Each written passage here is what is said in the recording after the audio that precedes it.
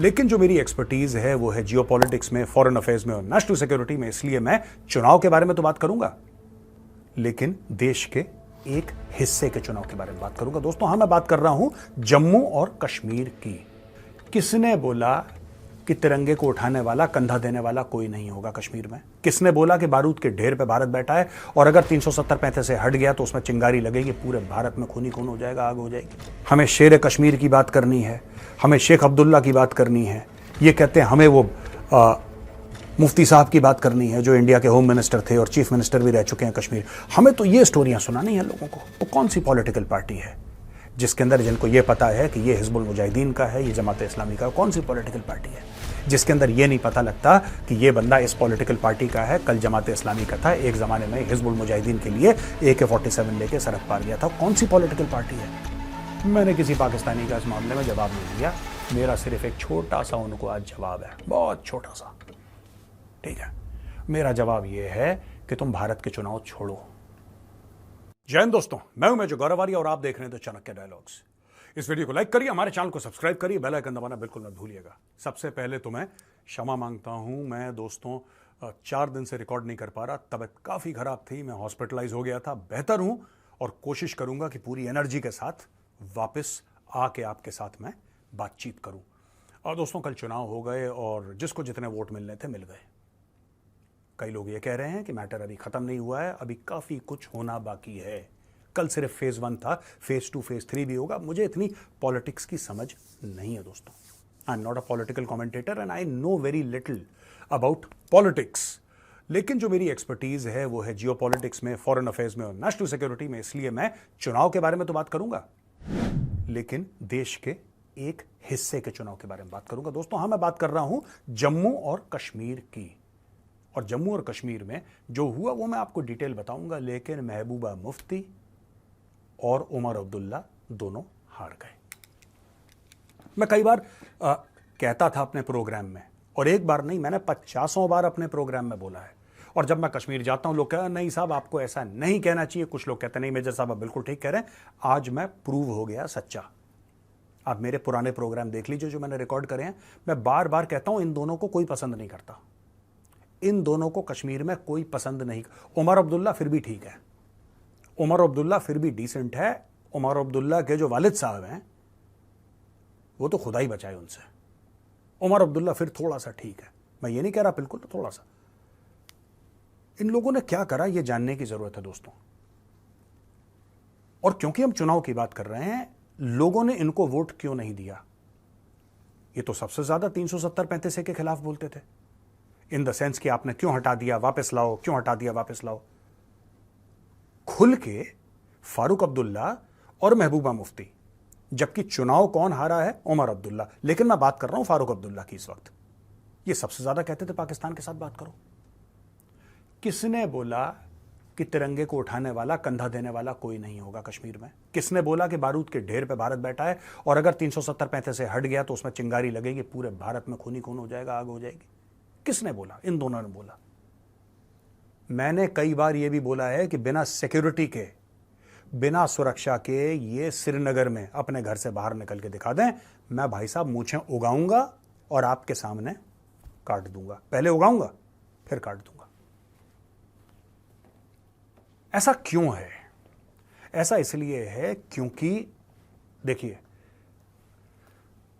मैं आज थोड़ी सी आपको कंट्रोवर्शियल बात बोल देता हूं आज कश्मीर को लेकर ना।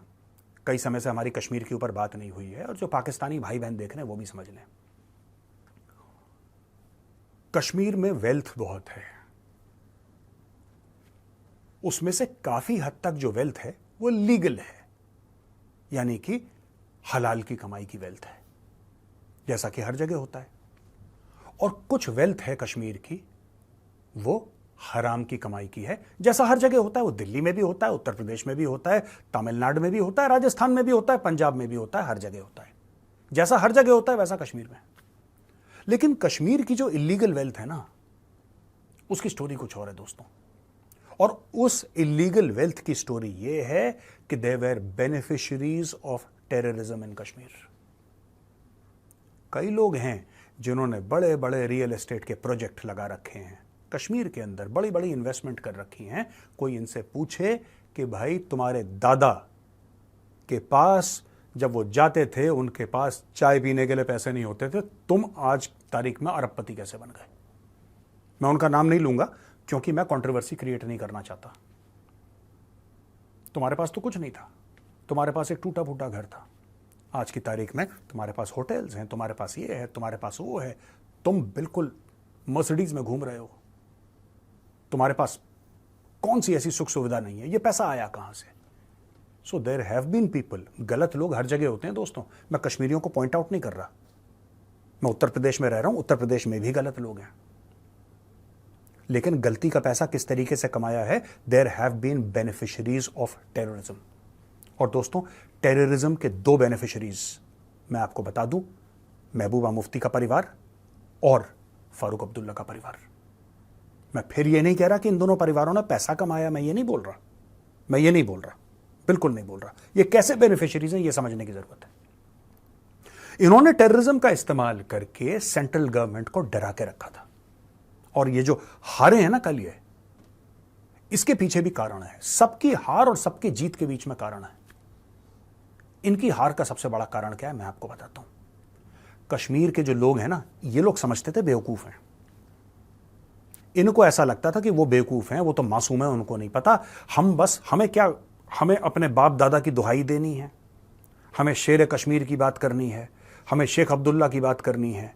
ये कहते हैं हमें वो मुफ्ती साहब की बात करनी है जो इंडिया के होम मिनिस्टर थे और चीफ मिनिस्टर भी रह चुके हैं कश्मीर। हमें तो ये स्टोरियां सुनानी है लोगों को। अब लोग बेवकूफ तो है नहीं भैया कश्मीर के। एंड कश्मीरीज आर, मैं आपको बताता हूं कश्मीरियों के बारे में एक बात कम लोग जानते हैं, क्योंकि लोग श्रीनगर जाते हैं। श्रीनगर कश्मीर वश्मीर कुछ नहीं है। Kashmir is beyond Srinagar. Srinagar is just a colder version of Delhi and Chandigarh. जिसको भी गलतफहमी है ना कि श्रीनगर एक्चुअली कश्मीर, ऐसा कुछ भी नहीं है। Srinagar is a highly commercial place, और मुझे तो वैसे ही नहीं पसंद है श्रीनगर। मैं तो मजबूरी में जाता हूं वहां पर। अगर आपको कश्मीर जानना है, कश्मीर पहचानना है, तो श्रीनगर से थोड़ा सा बाहर निकलिए। पहलगाम से, गुलमर्ग से बाहर निकलिए, अनंतनाग जाइए, आप त्राल चले जाइए, आप हंडवाड़ा चले जाइए, आप और जगह चले जाइए, आप पुलवामा चले जाइए। आप ये सब जगह जाइए और वहाँ पे लोकल लोगों के साथ बैठ के चाय पीजिए, उनके घर में जाइए, खाना खाइए, तब आपको पता लगेगा कश्मीर कहाँ है। इन लोगों ने तो पूरे बाहर से अपने टीम बुलाई, मीडिया वाले, सारे मीडिया वाले, कुछ नहीं यहाँ कश्मीर में ये हो गया, ये सब ड्रामा करके आज की तारीख में मैं आपको बताता हूँ क्या हुआ वहाँ पे। These people are beneficiaries of that system. इनको क्यों इतनी मिर्ची लगी जब 370-35 से हटा? क्यों इनको मिर्ची लगी दोस्तों? इनको मिर्ची इसलिए लगी क्योंकि इनका पावर बेस काट दिया सरकार ने। इनका पावर बेस था ही वही। इन्होंने कभी यह बात थोड़ा ना करी है कि भाई हमने डेवलपमेंट कितनी करी, हम कौन सी ऐसी क्रांति लेकर आ गए कश्मीर में, हमने कितने लोगों को रोजगार दे दिया, हमने क्या डेवलप कर दिया, क्या इंफ्रास्ट्रक्चर। वो बात ही नहीं करते ये लोग। तुम्हारे साथ गलत हुआ है, तुम विक्टिम हो, तुम्हारे साथ बुराई है। पाकिस्तान के साथ बात कर लेते हैं। कश्मीरी बिल्कुल अलग है। कश्मीरी बिल्कुल इंडिया के साथ कोई मेल वेल नहीं है हमारी तो इंडिया के साथ एक अंडरस्टैंडिंग है, इसलिए हम इंडिया के साथ हैं, वरना हम एक्चुअली इंडिया का नहीं, हम तो इंडिपेंडेंट हैं, पर ठीक है हमारी अंडरस्टैंडिंग है इंडिया के। ये सारी इन्होंने चूरन जो था इन्होंने खिलाया, दोनों खानदानों ने। This is how they were beneficiaries of the system. मैं पॉलिटिकल पार्टी का नाम नहीं लूंगा, लेकिन जो कश्मीरी हैं वो जानते हैं मैं क्या कह रहा हूं, ठीक है। जो कश्मीरी हैं, जो कश्मीर में रह रहे हैं, उनको पता है कौन सी पॉलिटिकल पार्टी है जिसके अंदर जमात इस्लामी का कार्डर है। वो कौन सी पॉलिटिकल पार्टी है जिसके अंदर, जिनको ये पता है कि ये हिजबुल मुजाहिदीन का है, ये जमात इस्लामी का, कौन सी पॉलिटिकल पार्टी है जिसके अंदर ये नहीं पता लगता कि ये बंदा इस पॉलिटिकल पार्टी का है, कल जमात इस्लामी का था, एक जमाने में हिजबुल मुजाहिदीन के लिए AK-47 लेके सरहद पार गया था। कौन सी पॉलिटिकल पार्टी है? सोचिएगा जरा इसके बारे में। ये जो कश्मीरियों ने एक मैसेज दिया है कि भाई साहब यू आर नॉट रिक्वायर्ड, आपकी पॉलिटिक्स खत्म हो गई है। मैंने बहुत पहले बोला था, इन लोगों को क्या लगा कि इनको सरकार ने जेल में डाल दिया तो भैया फिर इनको सिंपैथी वोट्स, किसी को 2 टके की सिंपैथी नहीं है इनके साथ 2 टके की सिंपैथी नहीं है। मैं आपको गारंटी देता हूं, मैं कश्मीर जाता रहता हूं। अब मैं आपको बताऊंगा कि क्या क्या हुआ कश्मीर में, आपको जानने की जरूरत है। लोग उत्तर प्रदेश में इतने आए, मध्य प्रदेश में, मैंने तो देखा भी नहीं। मुझे पॉलिटिक्स की ना समझ ना अकल, लेकिन कश्मीर के बारे में मैं जानता हूं और कश्मीर के बारे में मैं आपको बताता हूं, क्योंकि आपकी, हमारी और पूरे देश की सुरक्षा कश्मीर से जुड़ी हुई है। ये देखिए, और इसमें पाकिस्तान ने आग लगाने की कोशिश करी थी। ये देखिए, उमर अब्दुल्ला कहते हैं कि it is time to accept defeat which is inevitable. Congratulation to engineer Rashid. Engineer Rashid जीत गया है बारामूला से, अब्दुल रशीद शेख है उसका नाम, और उसने उमर अब्दुल्ला को हरा दिया है। ठीक है, उमर अब्दुल्ला हार गया 2,04,142 वोटों से, और ये इंजीनियर रशीद है, ये इस समय तिहाड़ जेल में है, यूएपीए के अंडर। ठीक है, वो जीत गया। और अनंतनाग में मियां अल्ताफ अहमद ने, जो नेशनल कॉन्फ्रेंस का था, नेशनल कॉन्फ्रेंस अब्दुल्ला की पार्टी है, उसने महबूबा मुफ्ती को 2,81,794 वोटों से हरा दिया। अब आप ये देखिए कि ये खानदानी लोग हैं कश्मीर में, और ये हार रहे हैं 2-2, 2.5-2.5, पौने 3 लाख के मार्जिन से हार रहे हैं, दोनों के दोनों, और दोनों मुख्यमंत्री रह चुके हैं। और दोस्तों, कश्मीर इतना सा है, साइज की बात कर रहा हूं, ज्योग्राफी की बात कर रहा हूं, इतना बिलांद भर का है कश्मीर। उसके अंदर आप ऐसे खानदान को, उमर अब्दुल्ला, इसका दादा प्रधानमंत्री हुआ करता था जम्मू और कश्मीर का, फिर बाद में चीफ मिनिस्टर बना, शुरू में तो प्राइम मिनिस्टर था वो, Sheikh Abdullah, he was the prime minister after independence, वो चीफ मिनिस्टर बना। उसका बेटा फारूक अब्दुल्ला चीफ मिनिस्टर बना, उसका बेटा फारूक अब्दुल्ला सेंटर में मिनिस्टर बना। उमर अब्दुल्ला कितनी बार मुख्यमंत्री बना जम्मू और कश्मीर का। ये लोग इतने बड़े मार्जिन से हार रहे हैं। ये मियां अल्ताफ अहमद जिसने महबूबा को हराया है, कौन है मियां अल्ताफ अहमद? आप नाम जानते हैं इनका? हाँ, कश्मीर में लोग मियां अल्ताफ को जानते हैं, ऐसी बात नहीं है। मैं ये नहीं कह रहा कि कश्मीर में लोग इनको नहीं जानते, डेफिनेटली जानते हैं। लेकिन इसके अलावा देखो ना क्या हुआ। आप तो नहीं जानते, निपटा दिया। ठीक है, जहां तक जम्मू की बात है, जम्मू में दोनों सीटें भारतीय जनता पार्टी ने जीती। उधमपुर से डॉक्टर जितेंद्र सिंह जीत गए। डॉक्टर जितेंद्र सिंह एक नामी गिरामी लीडर हैं, डोगरा लीडर हैं, वो जीत गए हैं। और जम्मू से वो उधमपुर से जीते हैं, और जम्मू उधमपुर ज्यादा दूर नहीं है। ये शहर की बात कर रहा हूं, जम्मू एरिया तो बहुत बड़ा है, लेकिन जम्मू से उधमपुर 1 घंटे का रास्ता भी नहीं है। Udhampur is where the northern command is, headquarter northern command. तो उधमपुर से जीत गए डॉक्टर जितेंद्र सिंह, और जम्मू से जीत गए जुगल किशोर जी, राइट। तो देखिए, बात यह है ना कि ये लोग कह रहे थे, पाकिस्तानी क्या कह रहे थे कि बहुत ये भाजपा डर गई है और जेएनके से किसी बंदे को उतारा नहीं है, वो इलेक्शन लड़ नहीं रही वहां से। अब पता नहीं पाकिस्तानी कौन से मदरसे में इन्होंने ये बात पढ़ी है, मुझे नहीं पता। All these people in Pakistan are generally madrasa educated, but Jammu से 2 बीजेपी के कैंडिडेट जीते हैं। तो मैं जितने भी लोग जीते हैं, चाहे कश्मीर से जीते हैं, चाहे जम्मू से जीते हैं, मैं सबको बहुत बहुत कॉन्ग्रेचुलेशंस कहता हूं, क्योंकि रिकॉर्ड ब्रेकिंग वहां पे 35 साल में सबसे ज्यादा वहां पे वोटिंग परसेंटेज, जो वोट गिरा है, सबसे ज्यादा गिरा है। और chief election commissioner Shri Rajiv Kumar ji ने बोला कि achievement sits on a credible wave of 25% increase in number of contesting candidate since 2019।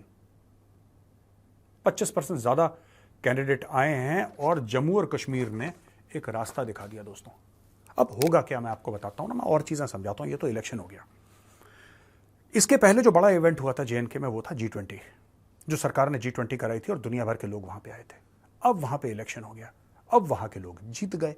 अब वहां के लोग संसद में they will talk about the development of JNK. वो संसद में आएंगे, वो लड़ेंगे, अपने क्षेत्र के लिए लड़ेंगे। वो सरकार से बोलेंगे कि भैया इतने पैसे दो, ये काम कराओ, ये काम कराओ। ऐसे चलती है डेमोक्रेसी।